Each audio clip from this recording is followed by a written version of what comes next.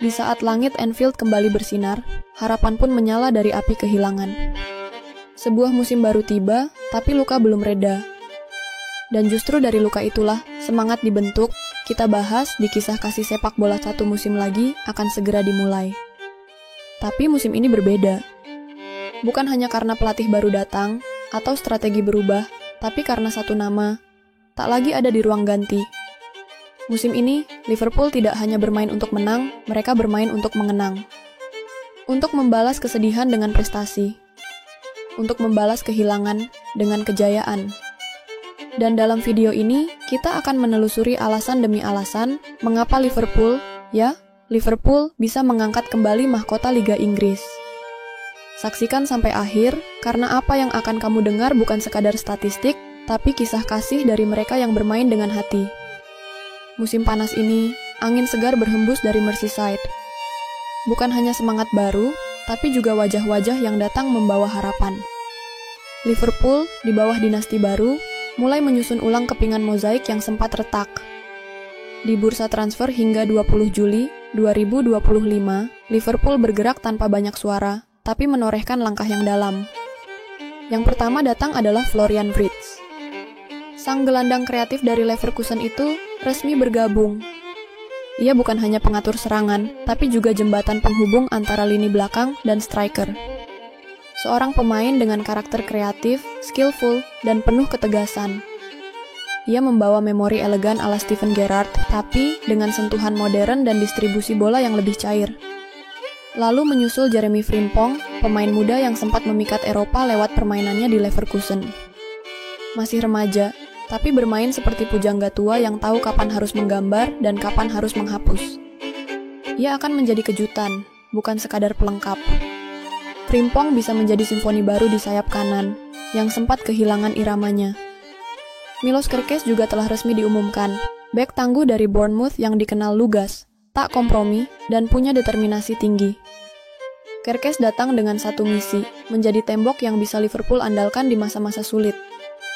Sosok yang akan berdiri tegap di tengah badai. Dan terakhir, sebuah nama yang menjadi gosip di media, tapi akan berbicara lewat aksi, Alexander Isak dari Newcastle United. Striker tinggi dan cepat serta, dengan finishing yang tenang, yang tahu bagaimana cara menikam ruang dengan kecepatan dan insting tajam. Jika dia datang ke Liverpool akan menjadi kekuatan besar untuk lini depan. 4 nama yang datang bukan untuk mencolokkan cahaya sorot kamera, tapi untuk menjahit ulang lembaran buku merah yang ingin kembali ke singgasananya. Tidak ada yang datang dengan nama besar seperti zaman Galacticos, tapi mereka datang dengan satu tekad, membuktikan bahwa mereka layak mengenakan lambang burung liver di dada kiri mereka. Dan menariknya, pembelian-pembelian ini dilakukan dengan strategi yang matang, tidak gegabah, tidak terpancing hype, tapi berdasarkan kebutuhan tim dan kecocokan filosofi. Bukan sekadar membeli, Liverpool membangun. Bukan sekadar menambal, mereka merancang ulang fondasi. Karena dalam sepak bola, bangunan besar tak bisa berdiri tanpa fondasi yang kokoh. Apakah ini cukup untuk merebut gelar Liga Inggris musim depan? Itulah yang akan kita lihat. Namun satu hal yang pasti, perjalanan ini sudah dimulai dengan langkah yang tepat. Lalu bagaimana menurut kalian? Apakah nama-nama ini bisa membawa Liverpool kembali ke takhta? Ada hal-hal yang tak bisa diajarkan oleh taktik dan tak bisa dilatih oleh waktu. Hal-hal yang hanya tumbuh dari luka, dari kehilangan, dari cinta yang tak sempat diucapkan. Musim ini, Liverpool membawa lebih dari sekadar skuad dan strategi. Mereka membawa kenangan. Mereka membawa rasa sakit yang sunyi, karena musim ini mereka bermain tanpa Diogo Jota. Ia bukan hanya seorang penyerang.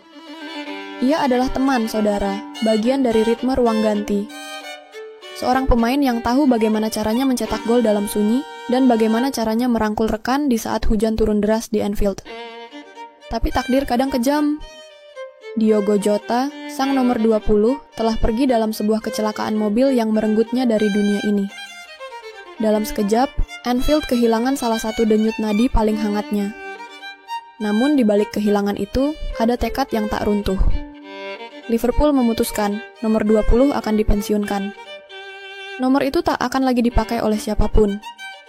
Karena nomor itu telah menjadi simbol. Simbol cinta. simbol kehilangan, simbol motivasi. Mereka tak hanya ingin menang musim ini.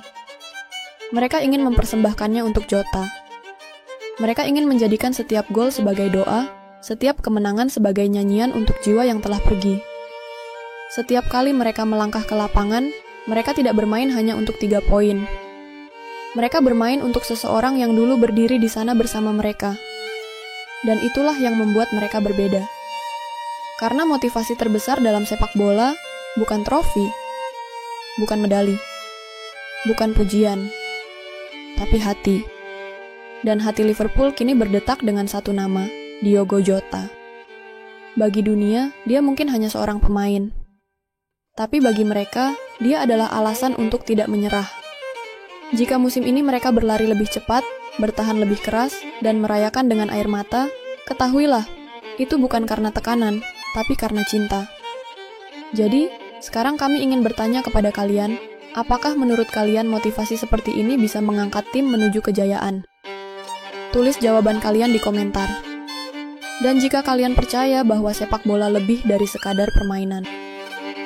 Sepak bola adalah panggung yang luas, tempat tak hanya pemain beraksi, tapi juga emosi bersemayam.